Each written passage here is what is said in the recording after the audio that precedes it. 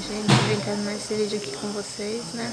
Gravei pouquinha coisa, até porque tem uns pacientes aqui, né? E não pode estar filmando, né? Não pode estar gravando os outros pacientes, mas tá bom, gente. Aqui, graças a Deus, todo mundo muito legal. Os enfermeiros cuidam super bem da gente.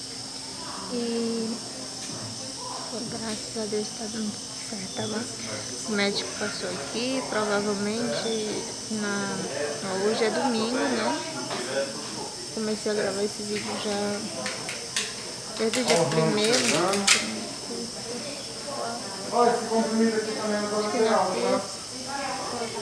Acho que na quarta comecei a gravar esse vídeo pra vocês, né? E hoje já é hoje é domingo,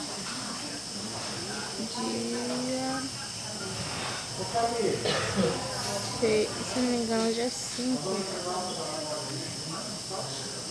Mas é porque a gente fica meio perdidinho dentro do hospital, né? A gente meio sem noção das coisas, mas tudo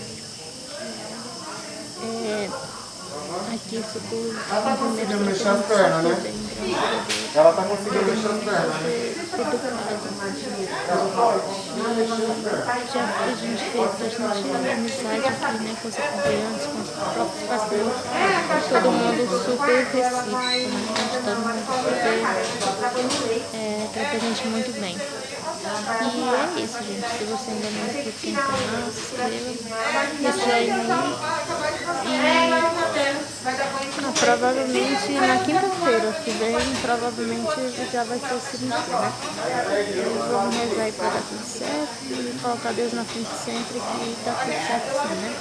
E fiquem mais com Deus e tchau. Oi, gente.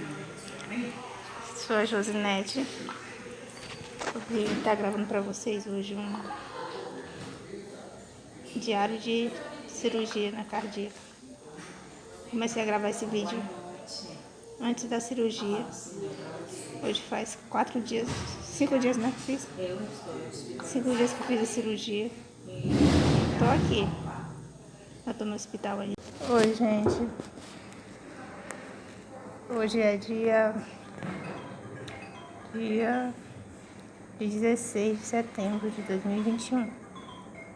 Aí tô gravando pra vocês esse videozinho de diário de uma crocheteira operada, né? Uma cirurgia cardíaca. Só pra passar mesmo pra dizer pra vocês que eu tô bem. Hoje faz uma semana que eu operei. E estamos na luta aí pra recuperação. Se recuperando cada vez mais, graças a Deus.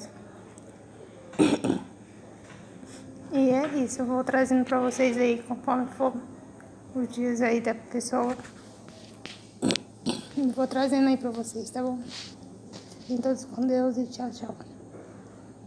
Gente, tô aqui no carro.